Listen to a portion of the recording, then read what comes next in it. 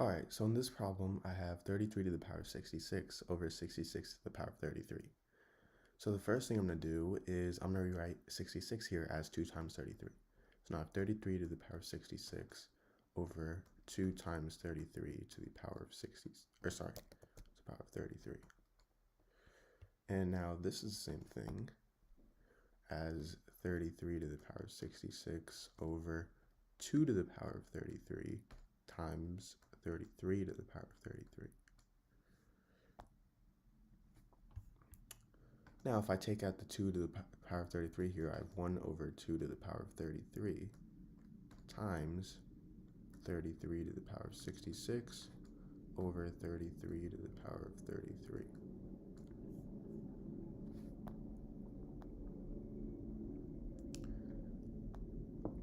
Now, if I have something in the form a to the power of m over a to the power of n, this is equal to a to the power of m minus n.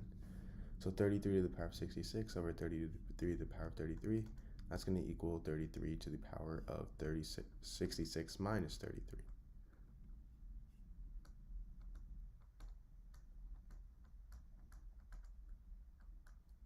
And 66 minus 33, that's simply just 33. So now I have 1 over 2 to the power of 33 times 33 to the power of 33.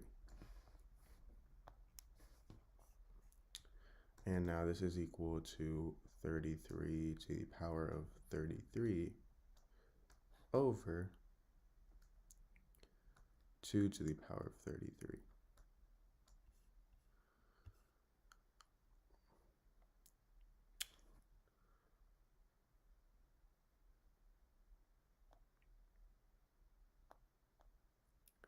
Now, if I have something form a to the power of m over b to the power of m, this is equal to a over b to the power of m.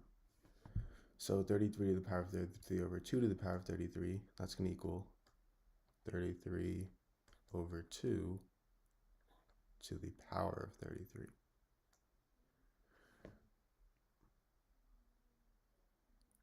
So this is my answer.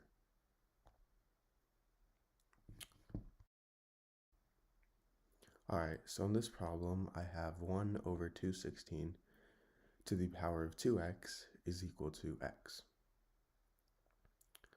Now, the first thing I'm going to do is I'm going to take the reciprocal on both sides. So this is the same thing as 216 to the power of 2x over 1 is equal to 1 over x. And now 216 to the power of 2x over 1, well, anything divided by 1 is itself. So this is the same thing as 216 to the power of 2x, which is equal to 1 over x. Now I'm going to take the power of 1 over x on both sides.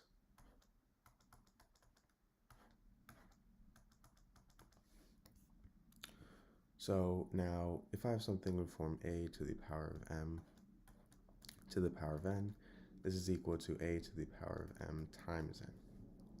So 216 to the power of 2x to the power of 1 over x, well, 2x times 1 over x, the x's simply cancel out, so I'll be left with is 2 times 1, which is 2.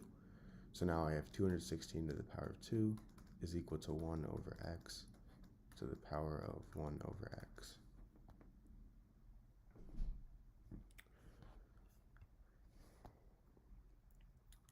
Now, 216 here, this is the same thing as 6 to the power of 3. So now I have 6 to the power of 3 to the power of 2 is equal to 1 over x to the power of 1 over x. Now, if I have something form a to the power of m to the power of n, this is equal to a to the power of m times n. So 6 to the power of 3 times 2, 3 times 2 is 6, so now I have 6 to the power of 6 is equal to 1 over x to the power of 1 over x. Now if I have something in the form a to the power of a is equal to b to the power of b, this means that a is equal to b. So in this case, 6 is equal to 1 over x. Now if I multiply both sides by x, these two cancel out, and I get 6x is equal to 1. So now if I divide both sides by 6, I get x is equal to 1 over 6. So this is my answer. All right, so in this problem, I have 5 to the power of x is equal to 6. So to solve this, what I'm first going to do is I'm going to take the log on both sides.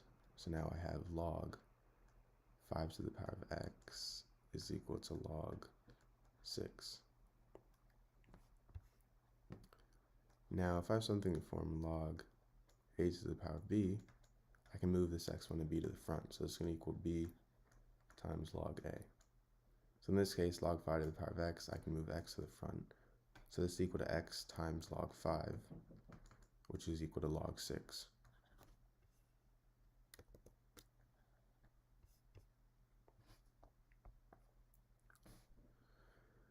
Now, if I divide both sides by log 5,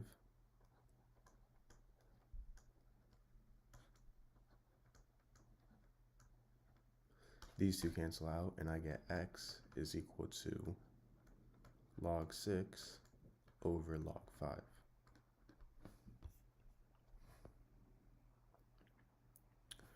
Now, log 6, this is equal to 0.77815. And log 5, this is equal to 0.69897. So if I substitute in these values back into my equation here, I get x is equal to 0.77815 over 0.69897. And if I divide these two, I get x is equal to 1.113. So now to check,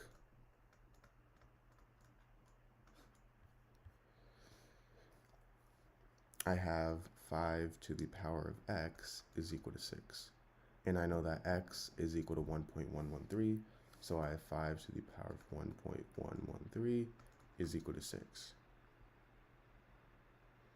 Now, 5 to the power of 1.113, that's actually equal to 5.997. And this is approximately equal to 6. So I have 6 is equal to 6. So my answer is right. Guys, welcome back to Click Academics. In today's video, I'm going to be teaching you guys how to solve this problem without a calculator.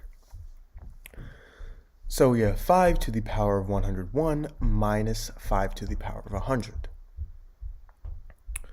Now, if we have something in the form a to the power of m times a to the power of n, this is equal to a to the power of m plus n, right?